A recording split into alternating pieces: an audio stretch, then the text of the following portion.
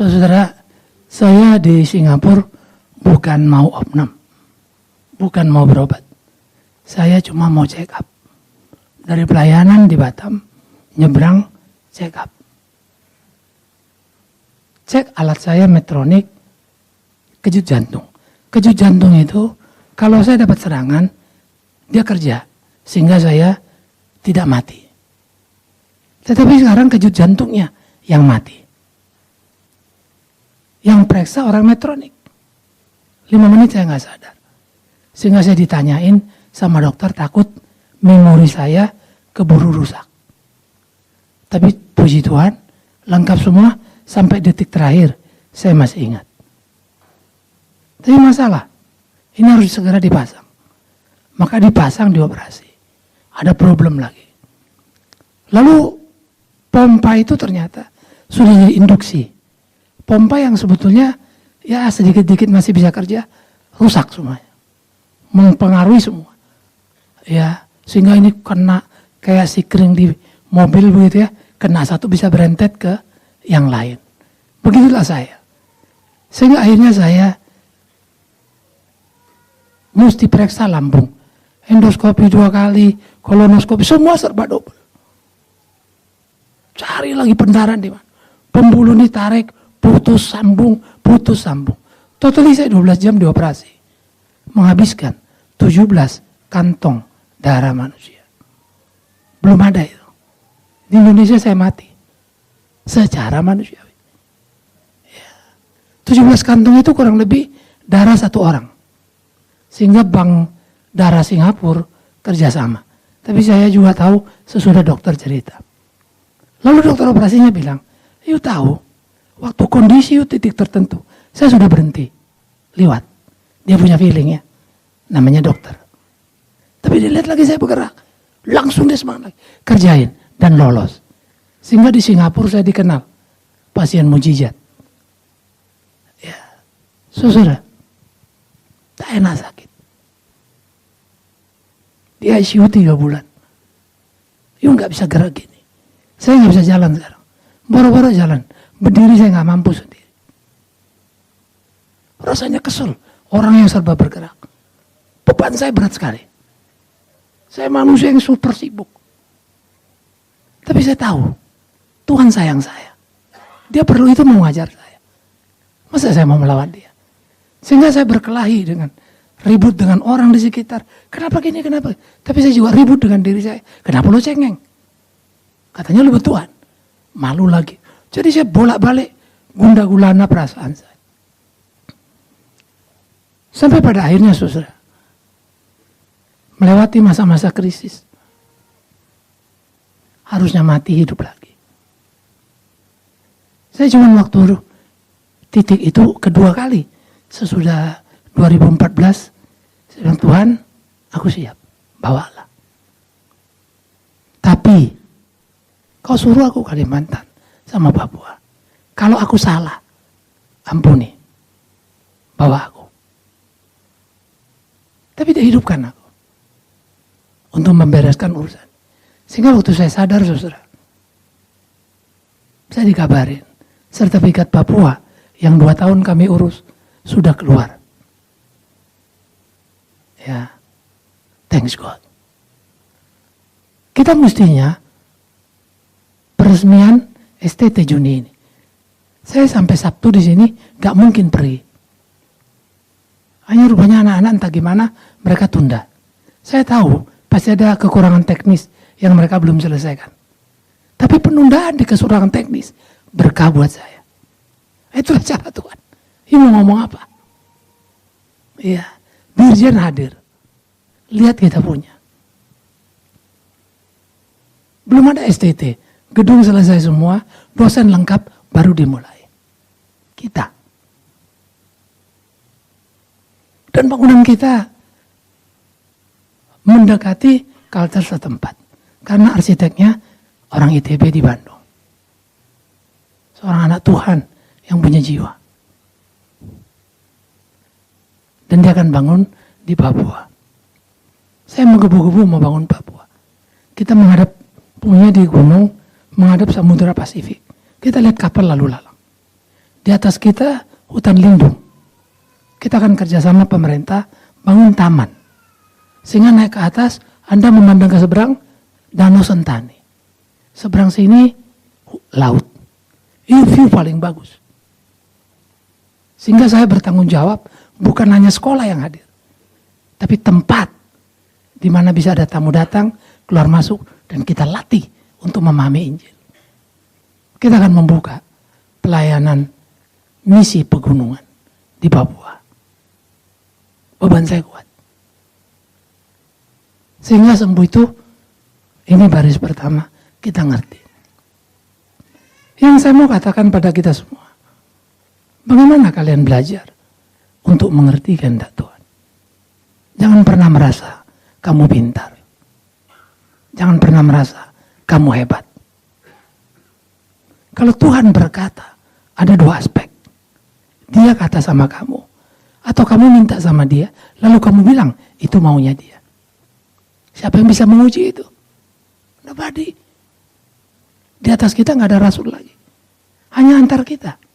Sehingga ada satu kelompok, namanya konfirmasi. Saya akan berkata, waktulah guru konfirmasi paling hebat. Buah hidupmu. Itu yang orang bisa lihat. Di situ akan tahu, orang ini benar atau tidak. Terlalu banyak orang bicara Papua, tapi do nothing. Terlalu banyak orang bicara pedalaman, tapi do nothing. Hanya brosur yang beredar. Maka tahulah kita, ini enggak.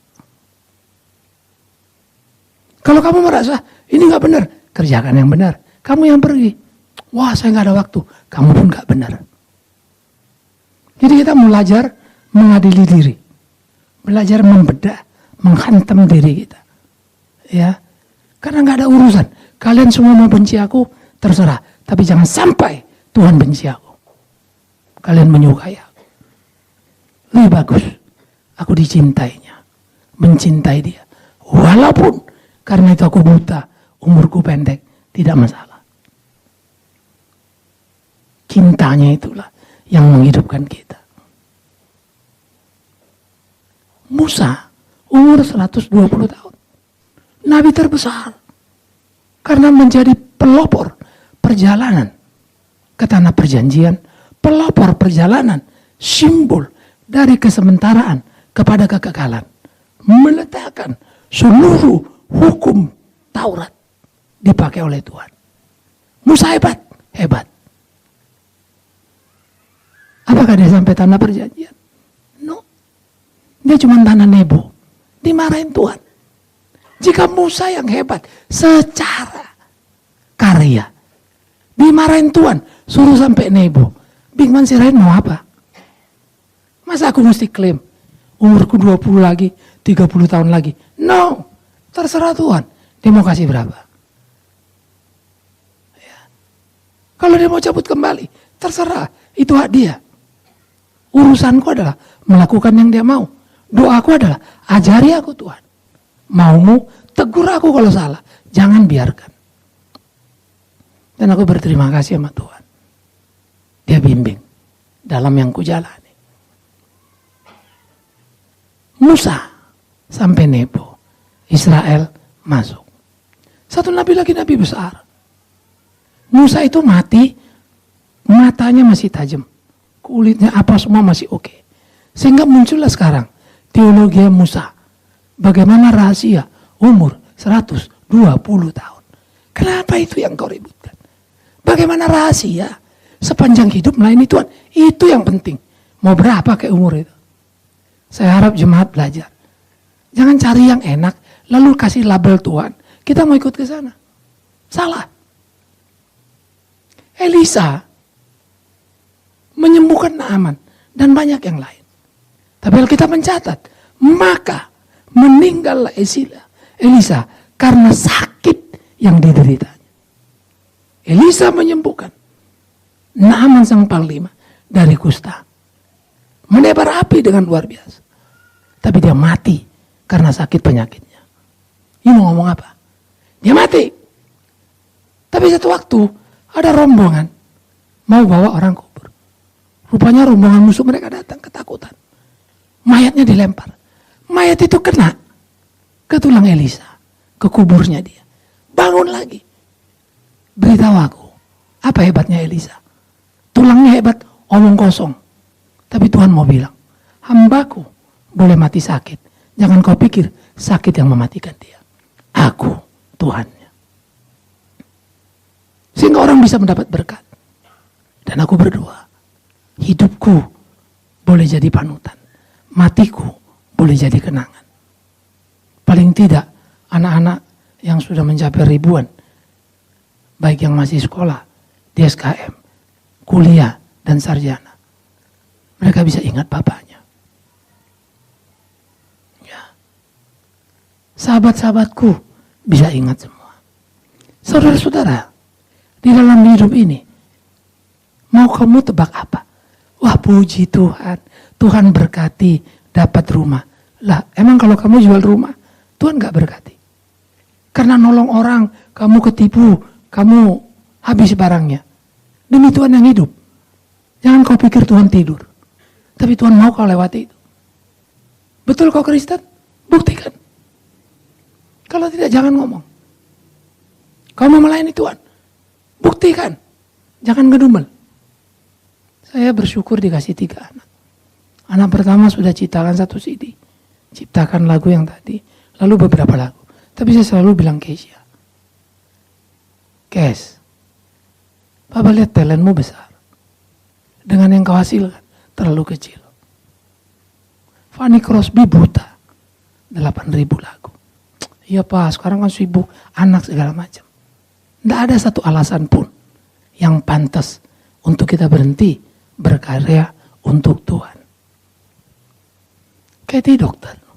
Saya bersyukur dia membantu pelayanan kita di misi karena pernah tinggal di Pauman, ngadapin bagaimana praktek dokter yang mengerikan. Oknum dokter yang cuma mau uang, tak peduli nyawa. Termasuk terjadi kemarin pada jemaat kita.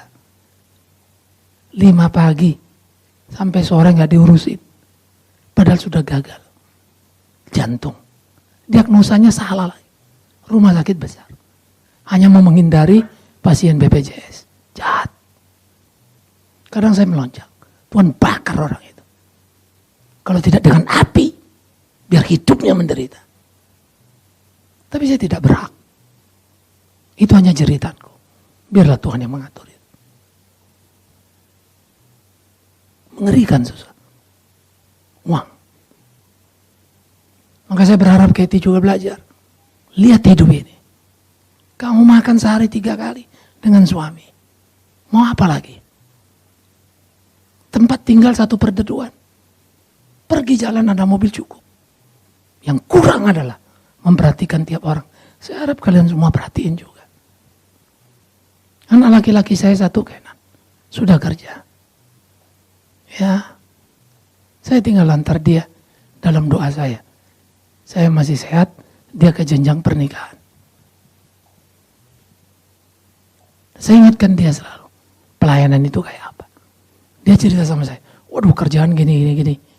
Kamu pelan-pelan. Tuhan pasti buka jalan. Kalau rezekimu, tidak ada yang bisa ngambil. Tapi kalau nggak rezekimu, besar pun jangan ngiler. Biarkan saja. Saudara, saya sakit. Bercanda. Karena temen ngobrol. Pak, doain. Kita beli 1 tower di Landmark. Lo beli tower melulu. Kasih gereja dong. Siap Pak. Mereka rapat. Kita dikasih 1 lantai. 200-300 meter. Landmark. Saya plan? No. Bercanda. Kalimat main-main kok jadi-jadian. Sekarang saya bingung. Gimana nih? Karena sebelumnya yang di Pontianak kita dihibah 1 ruko. Sampingnya lagi 1 ruko mau dijual. Ruko teman kita juga yang dulu dipinjamkan tuh mahasiswa. Saya bilang, yuk jual dah. Gereja beli nanti buat ibadah. Lalu istrinya telepon saya, kita udah rapat Pak, kita hibah. Saya ngurus semuanya. Jadi 2 ruko jadi 1, kita bobol, anak-anak alumni akan ibadah di sana. Siapa kamu? Gak ada apa-apa. Apakah harus menepuk dadaku? Karena aku menulis buku cukup banyak. Apakah harus menepuk dadaku karena ribuan DVD dan VCD? Apakah harus menepuk dadaku karena membangun sekolah TK, SD, SMP, SMA, dan sekarang STT, Kalimantan sekarang kemudian akan membangun Papua? No. Maka itu anak-anak sekolah di Kalimantan. Dengarkan kata Bapak. Jangan sombong kamu. Jangan besar kepala kamu. Jangan membuat orang marah padamu. Karena kemarahan orang padamu, karena perilakumu. Itu adalah kesukaan Tuhan kepadamu. Kita mesti hidup benar. Kita mesti hidup dilihat, diteladani. Kita mesti bersyukur. Secara budaya pun, dari kampung bisa tinggal di kota. Thanks God. Lebih lagi kita kenal Tuhan. Maka hiduplah bertuhan. Jalani baik-baik. Ya, di Jakarta sekarang cukup banyak anak-anak kita juga. Saya bangun di Jakarta untuk pendidikan akuntansi. Maka rekan-rekan majelis, saya juga berharap. Jangan pernah menunggu mendapat piagam dari gereja. Palsu itu. Kalaupun kau dapat piala, omong kosong itu. Bisa merusakmu. Wah Pak, malah saya diomongin, difitnah. Puji Tuhan, itu rezekimu. Kuat gak kamu? Nikmati. Kalau bisa kau makan obat yang pahit, sembuh penyakitmu. Kalau kau mau cari obat yang enak, tidak sembuh-sembuh. Itulah hidup. Itulah fitnah. Itulah marah. Itulah keributan. Suami, istri, orang tua, anak. Demi Tuhan yang hidup. Kita bangun rumah kita. Semua kita punya kebenaran. Semua kita punya argumen. Masa saya enggak? Saya kerjanya sistematik serba cepat. Istri saya telitinya setengah mati. Sakit ini rasanya saya sering ribut dengan dia. Dia lebih kejam dari dokter. Saya bilang kita makan mie. Kita pergi cari sampai menolong lidah ini. Mie tantan saya suka. Tahu mie tantan dihadirkan 2 mangkok. Loh, kok 2 mangkok? Dia suruh orangnya. Pisahin ya saus cilinya. Padahal itu udah di dalam. Bukan cili tambah. Lah Singapura cili apa sih? Lu kok begini sih? Ngomong dari awal kalau gak boleh. Pak, nanti lu sakit. Marah saya, tapi marah saya juga mikir. Dia juga capek. Saya kan bangunin dia karena gak bisa tidur. Dia bangun karena lagi tidur. Saya yang jahat sebetulnya. Baru saya pikir. Jadi suami yang 100% ideal. Tak jadi, tak bisa. Maka kita harus progres.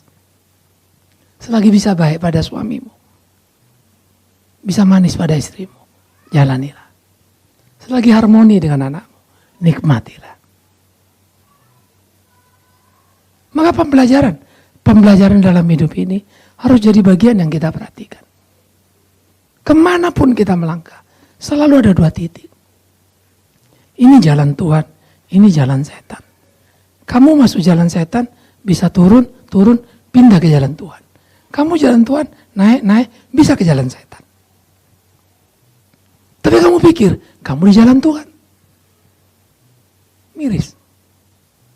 Di jalan Tuhan, orang bisa pisah lagi. Tambah naik, apa tambah turun. Kita gak sadar. Kita pikir kita on the track. Padahal turun. Maka kalau dia pukul kita, ada problem. Bersyukur. Cepat doa. Tuhan, ajar aku apa.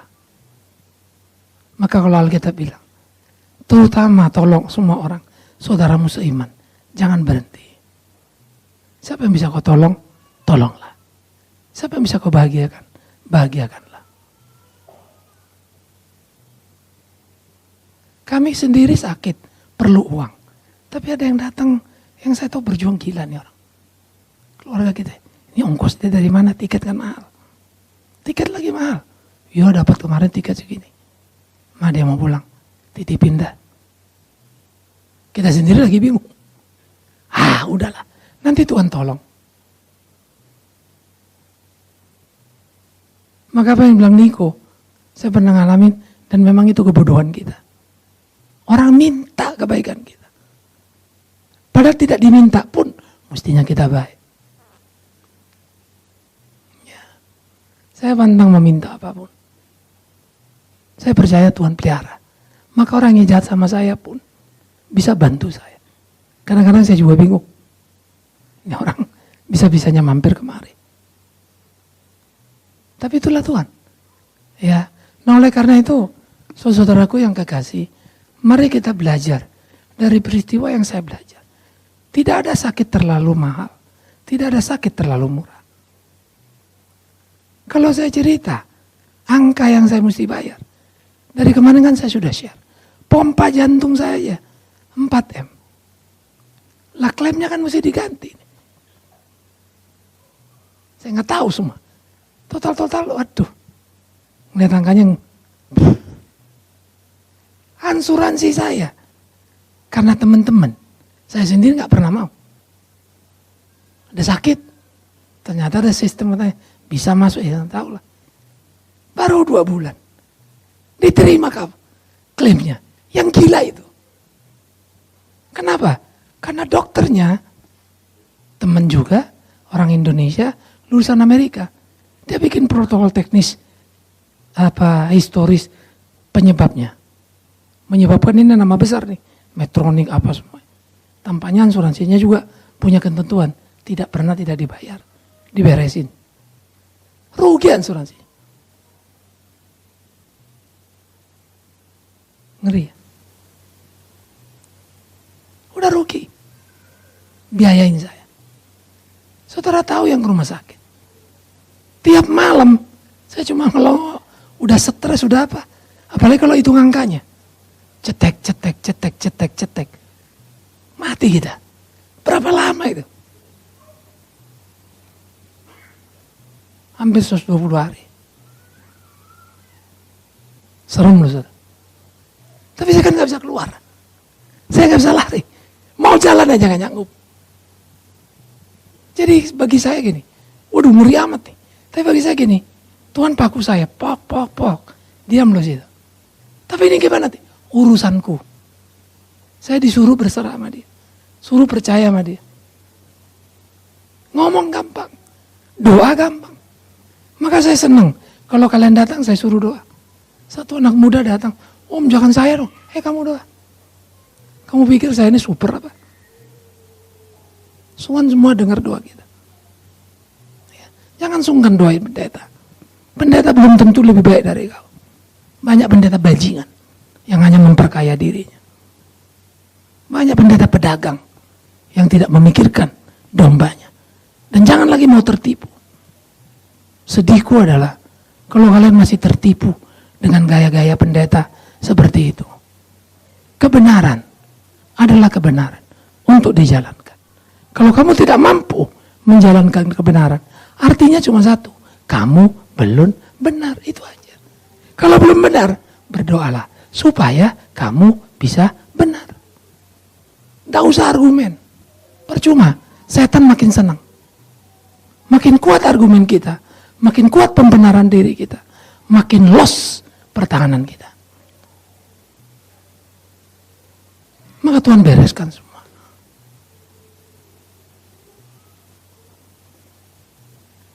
Ibu tahu. Saya gak pernah bisa pegang ini. Mau coba-coba ikut, gemeter tangan saya. Sampai overload, saya suruh anak-anak bersihin. Tidak tahu lagi, saya tidak baca. Karena rupanya geger. Saya memang anak bangsa. Saya pendeta yang bertanggung jawab ketika bikin sekolah. Itu bukan sekedar karena saya Kristen. Supaya bangsa ini tertolong. Dapat suplai pemimpin bagus. Dan pemimpin itu Kristen. Maka waktu mau pemilu, saya gak bisa pulang. Saya ngomong sama dokter saya yang Indonesia. Dok tolong ya atur. Supaya saya bisa ikut nusuk hari Minggu. 2 hari apa 3 hari lebih awal di Singapura. Waduh. Saya rapat dulu karena kita tim. Dok, lo rapat mau rapat terserah. Apa kata rapatmu? Yang penting pesankan hasilnya. Boleh. Hanya urus. Udah daftar kedutaan. Kedutaan bilang oke, akan datang ambulansnya. Tapi ternyata nggak bisa datang. Kita akan dijemput. Tapi harus di sana. Dokternya ikut loh. Siapa Bikman Sirait? Dikawal sama dokter jantungnya. Orang Indonesia yang baik hati. Yaitu dokter Nicholas. Ini ahli jantung luar biasa. Pak, saya ikut temenin. Saya sih tadi pagi udah nih. Saya yang sekarang temenin Bapak. Kita pergi. Saya mau nusuk. Di luar tahu saya. Media datang, ceter. Di Singapura geger.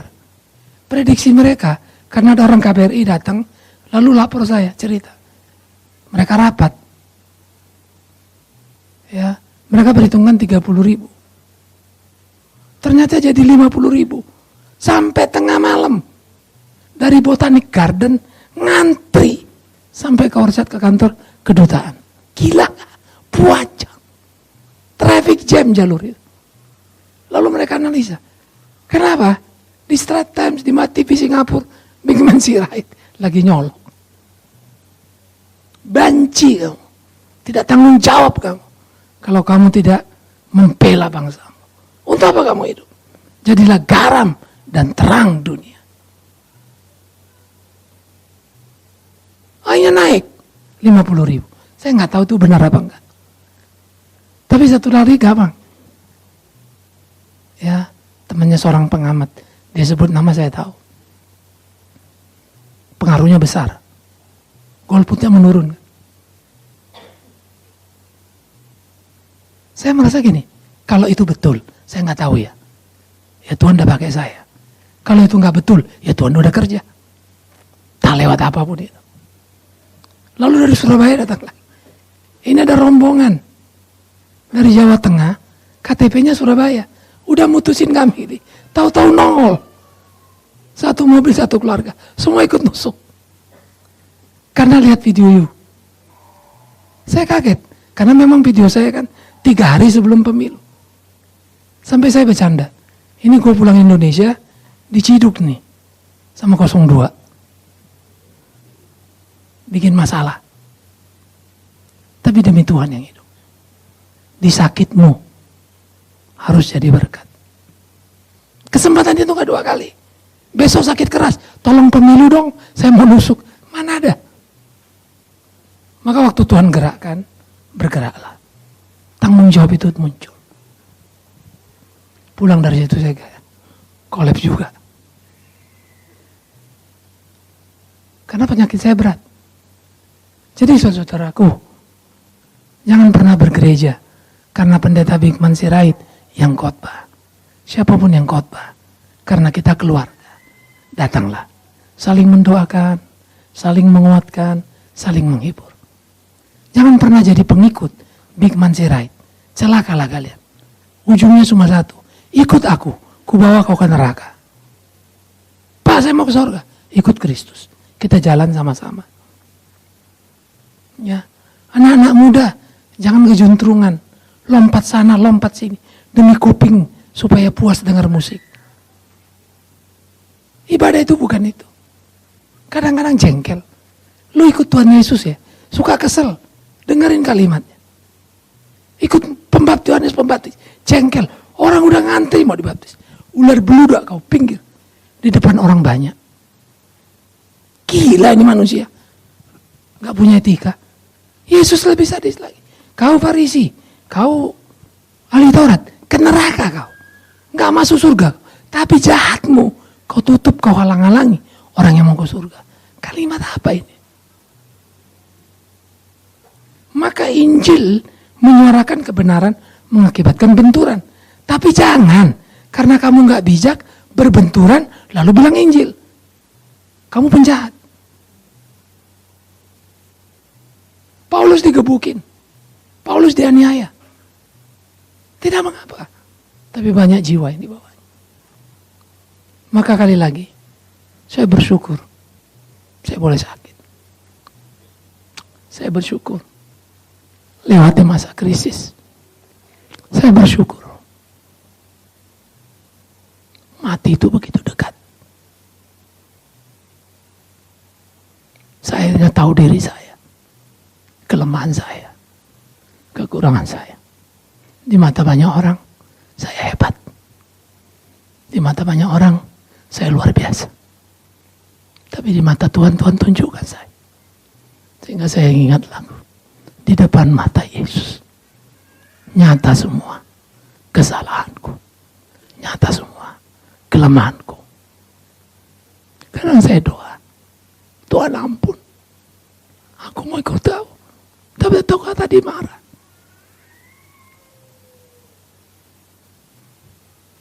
Aku jengkel.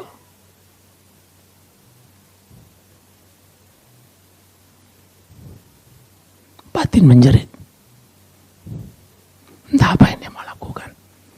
Tapi aku tidak mau kehilangan apa yang sudah ada di tangan. Saya harap kalian semua pegang, maju.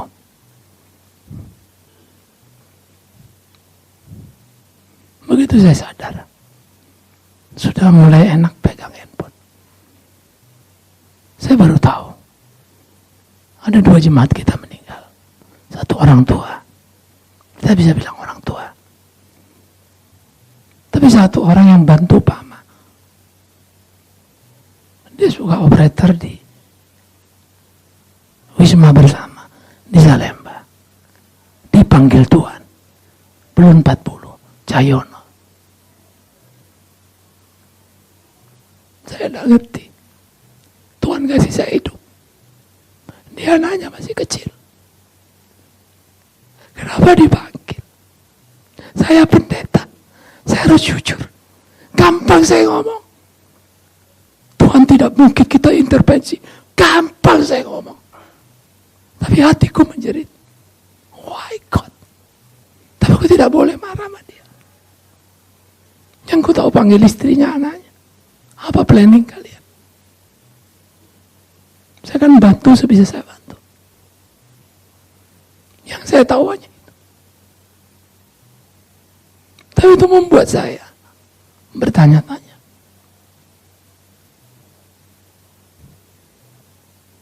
Saya juga baru tahu hari ini.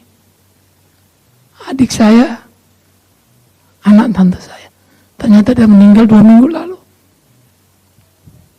Lagi lari, jogging dengan teman, jatuh mati. Saya sudah mau mati, dikasih hidup. Why God? Tapi pertanyaan itu saya balik. Saya cuma bisa bilang, God, hidup ini misteri. Maafkan aku. Aku salah bertanya. Mestinya aku katakan, bukan why God, what can I do, dear God? Apa yang harus kulakukan? Supaya hidupku berkenan. Supaya hidupku benar. Kan itu kalau orang meninggal di sekitarmu, jangan sekedar terlalu enteng. Kasihan ini itu. Coba renungkan baik-baik. Akan tiba waktu itu pada kita. Mati, orang mati sudah tidak tahu apa-apa. Maka pengkhotbah bilang, lebih baik orang mati, lebih bahagia orang mati daripada orang hidup. Karena dia lepas dari persoalan dunia. Kita yang masalah. Saya berharap semua kita yang muda-muda belajar, hidup kita di tangan Tuhan. Saya merasakan betul pemeliharaan Dia.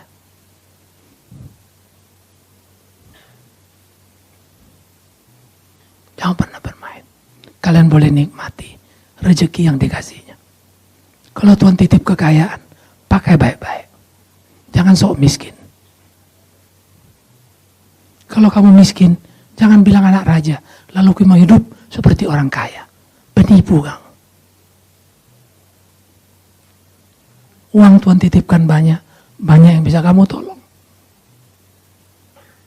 Uang kamu sedikit, kamu bisa buktikan pada orang.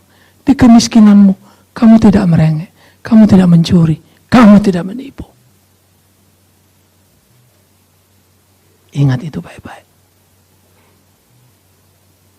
Tuhan pasti tolong kita. Tuhan pasti pimpin kita. Kami tinggal di apartemen teman. Mau disewa orang tadi.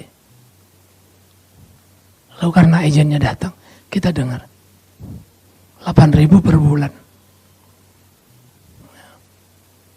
Kalau kita yang bayar berapa ribu nanti? Kita pakai apartemen 2 bulan, 4 bulan. Bisa atur sampai nggak ada waktu itu penyewa.